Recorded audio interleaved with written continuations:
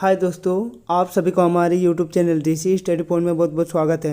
आज हम लोग दिनांक 10 जुलाई 2024 यानी दिन बुधवार को प्रार्थना सभा के क्रम में पढ़े जाने वाले मुख्य समाचारों को देखेंगे। इसलिए आज के हमारे इस वीडियो को आप लोग शुरू से अंत तक देखें और हाँ, अच्छा लगे तो अपने दोस्तों को भी ज़्यादा से ज़्यादा शेयर करें।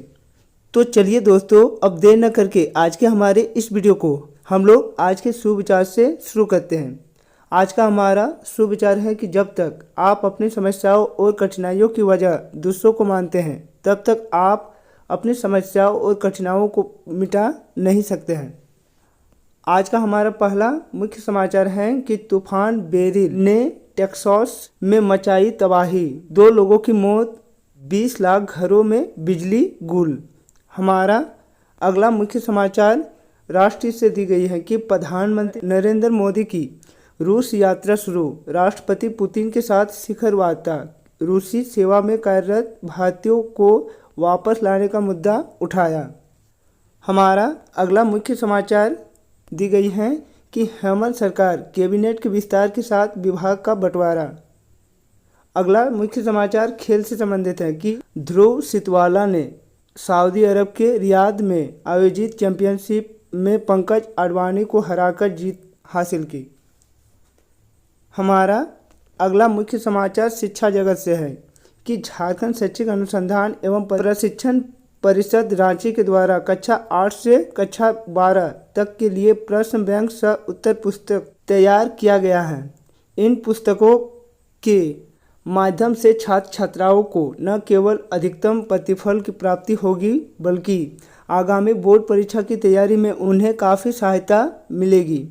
उत्तर प्रश्न बैंक सह उत्तर पुस्तकों की मुद्रित प्रति संबंधित कक्षा के विद्यालयों में भेजी जा चुकी है। साथ ही सभी जिले के डाइट के लिए भी प्रश्न बैंक सह उत्तर पुस्तकों का 2-2 सेट भेजा गया है।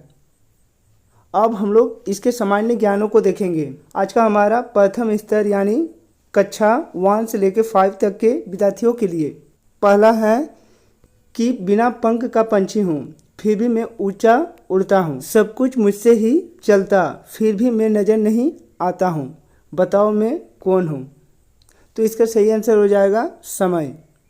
पानी के 3 रूप क्या क्या होते हैं? तो पृथ्वी में पानी 3 रूप में पाई जाती है, जैसे ठोस जिसमें बर्फ आएगा, तरल जिसमें पानी आएगा और गैस जिसमें जलवाष्प आती है।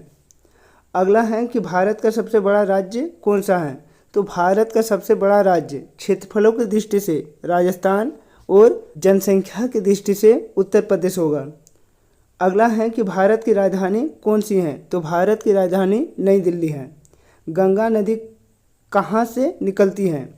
तो हम लोग जानते हैं कि गंगा नदी उत्तराखंड से निकलकर बंगाल की खाड़ी में जाके मिल जाती है। हमारा अगला स्तर उच्च स्तर है, जिसमें कक्षा 6 से लेके 8 तक के बच्चों के सामान्य ज्ञानों को शामिल किया जाता है। इसमें पहला क्वेश्चन है कि पेड़ हमें कौन सी गैस देती हैं जिससे हम सांस लेते हैं? तो पेड़ हमें ऑक्सीजन गैस देती हैं, जो हमें सांस लेने में सहायता प्रदान करती है। अगला है कि होली में लोग क्या खेलते हैं? तो होली में रंग, गुलाल, पानी आदि की सहायता से हम लोग होली खेलते हैं। हमारा अगला क्वेश्चन दिया गया है कि क्रिकेट में 1 ओवर में कितनी गेंदें होती हैं? तो क्रिकेट में 1 ओवर में 6 गेंदें होती हैं। अगला क्वेश्चन दिया गया है कि शतरंज का खेल कितने खिलाड़ियों के बीच खेला जाता है? तो शतरंज का खेल 2 खिलाड़ियों के बीच खेली जाती है। अगला है कि हमारे सौरमंडल का सबसे बड़ा ग्रह कौन सा है? तो हमारे सौरमंडल का सबसे बड़ा ग्रह बृहस्पति ग्रह और सबसे छोटा ग्रह बुध ग्रह है। अब हम लोग मध्य स्तरीय के सामान्य ज्ञानों को देखेंगे, जिसमें कक्षा 9 से लेकर 12 के बच्चों के लिए सामान्य ज्ञानों को शामिल किया जाता है। इसमें पहला क्वेश्चन दी गई है कि राष्ट्रीय शिक्षा नीति 2020 का मुख्य उद्देश्य क्या है? तो इसका सही जवाब होगा कि राष्ट्रीय शिक्षा नीति 2020 यानी नेप 2020 का मुख्य उद्देश्य भारतीय शिक्षा प्रणाली में व्यापक सुधार लाना और इससे अधिक समावेशी, समानता आधारित और गुणवत्तापूर्वक बनाना हैं। हमारा अगला क्वेश्चन दी गई है, भारत में पंचायती राज व्यवस्था की शुरुआत कब हुई थी? तो भारत में पंचायती राज व्यवस्था की शुरुआत 2 अक्टूबर 1959 ईस्वी को शुरू हुई थी। अगला है कि भारतीय संविधान का मसौदा तैयार करने वाली समिति के अध्यक्ष कौन है? तो भारतीय संविधान का मसौदा तैयार करने वाली समिति के अध्यक्ष भीमराव अंबेडकर थे। अगला है कि मनुष्य के शरीर की सबसे बड़ी ग्रंथि कौन सी है? तो मनुष्य के शरीर की सबसे बड़ी ग्रंथि यकृत यानी लीवर होती है, इसीलिए इसका सही आंसर हो जाएगा यकृत या लीवर। अगला है राष्ट्रीय शिक्षा नीति 2020 यानी नैप 2020 के अंतर्गत शिक्षा के किस चरण को फाउंडेशन स्टेज कहा गया है? तो इसका सही आंसर हो जाएगा कि फाउंडेशन स्टेज 3 वर्ष से 8 वर्ष की आयु के बच्चों के लिए होती है। आज का हमारा महत्वपूर्ण दिवस और पुण्यतिथियाँ 1987 में विश्व जनसंख्या दिवस घोषित किया गया था, यानी आज ही के दिन 10 जुलाई को विश्व जनसंख्या दिवस घोषित किया गया था।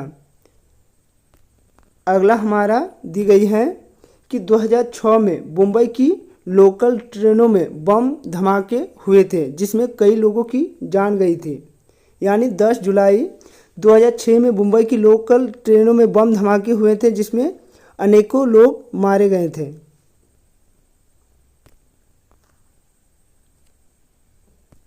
हमारा अगला दिया गया है कि झारखंड में कृषि और स्थानीय संसाधनों के उपयोग के संदर्भ में कई कार्यक्रम आयोजित किए जाते हैं। आज के हमारे प्रेरक प्रसंग में सफलता का रहस्य को दी गई है। तो चलिए दोस्तों इसको हम लोग विस्तार से देखते हैं। इसमें दी गई है कि एक बार एक नौजवान लड़के ने सुकरात से पूछा कि सफलता का क्या रहस्य है। सुकरात ने उस लड़के से कहा कि तुम कल मुझे नदी के किनारे मिलो। वह मिले। फिर सुकरात ने नौजवान से उनके साथ नदी की तरफ बढ़ने को कहा और अब आगे बढ़ते बढ़ते पानी गले तक पहुंच गया। तभी अचानक सुकरात ने उस लड़के का सर पकड़ के पानी में डुबो दिया।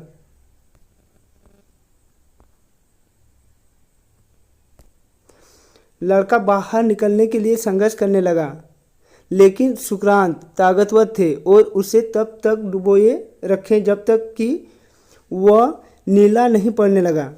फिर सुकरात ने उसका सर पानी से बाहर निकाल दिया और बाहर निकालते ही जो चीज़ उस लड़के ने सबसे पहले की वह थी हाँफते हाँफते तेजी से सांस लेना। सुकरात ने पूछा, जब तुम वहाँ थे तो तुम सबसे ज़्यादा क्या चाहते थे? लड़के ने उत्तर दिया, सांस लेना। सुकरात ने कहा, यही सफलता का रहस्य है। जब तुम सफलता को उतनी ही बुरी तरह से चाहोगे जितना कि तुम सांस लेना चाहते थे तो वह तुम्हें मिल जाएगी। इसके अलावा और कोई रहस्य नहीं है। तो दोस्तों यह था हम लोगों का आज का मुख्य समाचार। ऐसे ही हर दिन के मुख्य समाचारों को सबसे पहले देखना चाहते हैं तो आप हमारे इस चैनल से जुड़ जाएं।